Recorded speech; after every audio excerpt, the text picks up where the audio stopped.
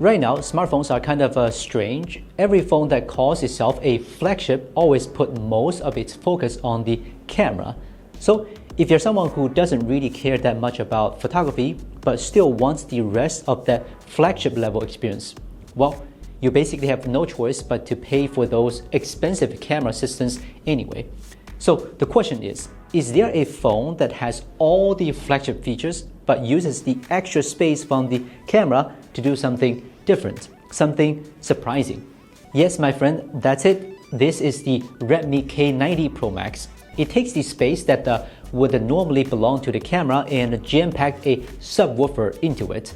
I genuinely love this phone. In fact, I'd say its role in the lineup is kind of similar to the Xiaomi 17 Plus. And if you don't hate big screen, this one is definitely more worth buying than the standard Xiaomi 17. As always, if you're interested in Redmi's very first Pro Max model, check out geekwheels.com. The purchase link is below the video. First, let me correct a common misconception. 3 speakers doesn't mean bigger volume.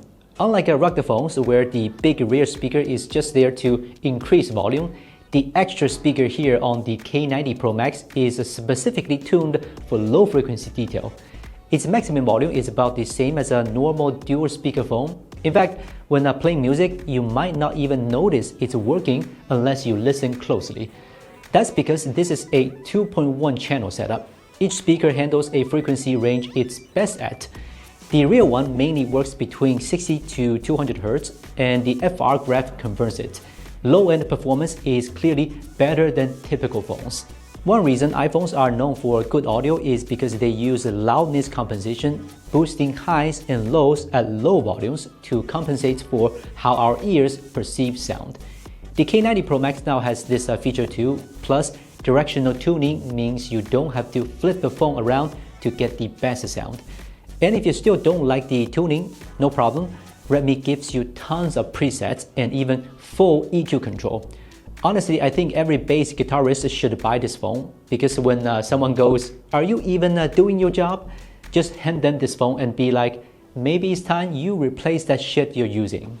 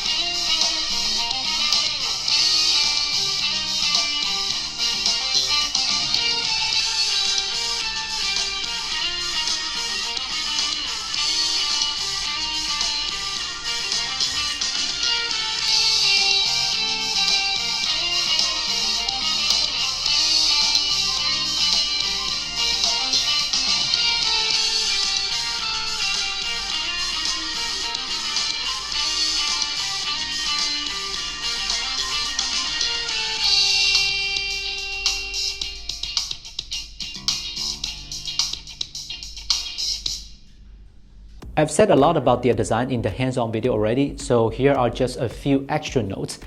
The denim blue version looks great, but it is thicker and heavier, and the fabric-like material will wear faster.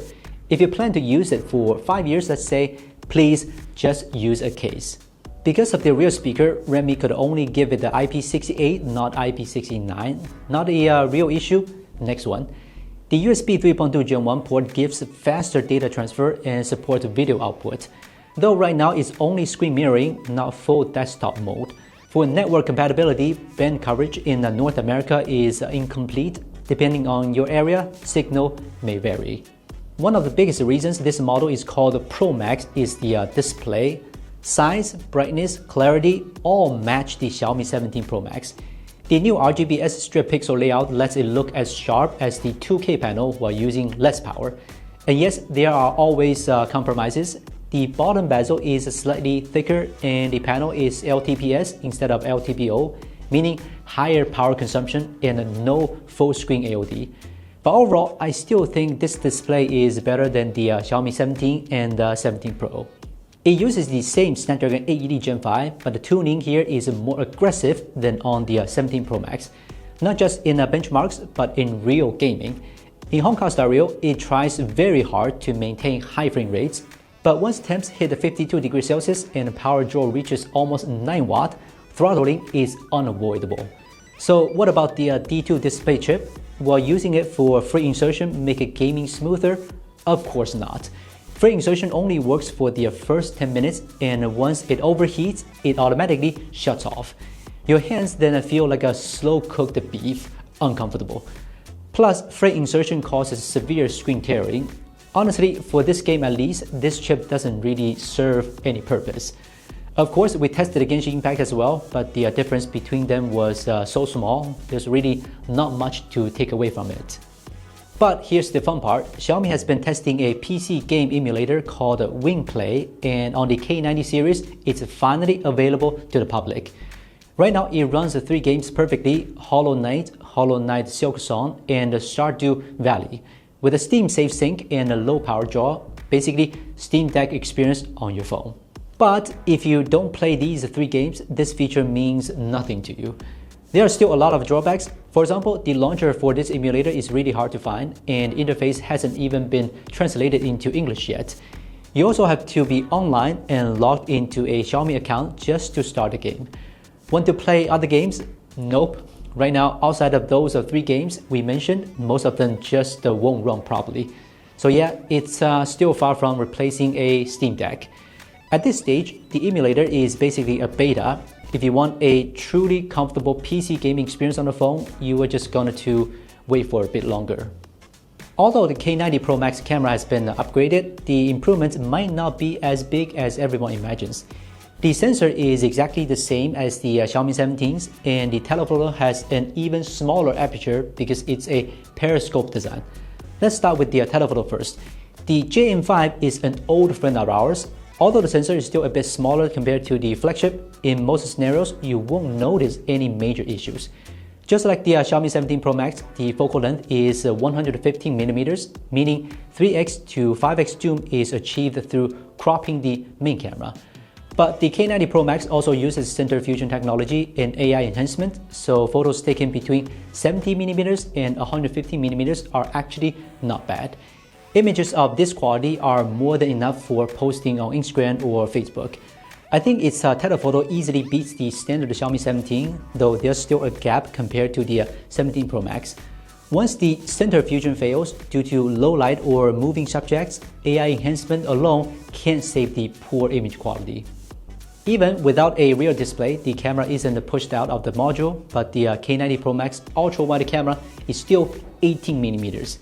The main reason is cost saving. Using the same lens assembly as the Xiaomi 17 reduces extra expenses. Although the field of view is narrower, the good news is that the image quality has improved. It's much better in every aspect than the previous 8MP ultra-wide camera. The thing is, I can just step back 2 steps and take the same composition with the higher quality main camera. The narrow field of view greatly reduces this camera's practical value. I've already talked too much about the problem of the 18mm lens in the Xiaomi 17 Pro Max review, so I won't repeat it here. My only hope for next year's Xiaomi and Redmi devices is don't use this 18mm lens that can't even be called ultra-wide again. There's not much to say about their main camera. Its performance is almost identical to the Xiaomi 17s. Compared to other phones in the same price range, its only real advantage is better performance in low light scenarios. The front camera has actually been upgraded and is better than the K80 Pro. We shouldn't expect it to be as strong as a flagship, but judging by the image quality, I think it's already sufficient. For video, the front camera supports 4K at 30 fps and the rear camera goes up to 8K. My only complaint about its video quality is the image stabilization algorithm sometimes makes the footage blur. In lower light, the problem gets worse, so it still has a long way to go in terms of video. Another point is that the K90 Pro Max cannot record Dolby Vision videos. After all, Dolby Vision requires paying extra, so Redmi is still the same Redmi we know. The K90 Pro Max has a 7560 mAh battery, so its battery life is almost identical to the Xiaomi 70 Pro Max. It only falls slightly behind during heavy gaming sessions. Charging power is also 100 watt wired with a 50 watt wireless charging. Using the official 100 watt charger, the phone can be fully charged in 50 minutes. If you have a charger that supports 100 watt PPS, the charging speed should be roughly the same as the official charger. The Xiaomi 17 series and Redmi K90 series look like two product lines, but realistically, if you rename them, they could all just be one. From Mini to Pro Max, Xiaomi gives you everything Apple won't. Among them, K90 Pro Max is hands down the best value and my personal favorite. It's balanced in every area, but also unique in a way no other phone is. Even if you never listen to music on your phone speakers, you should still give Redmi a thumbs up. Phones like this make the smartphone world less boring. And again, it's available on geekwheels.com right now. I'm Will from Gizmochina, and we'll see you in the next one.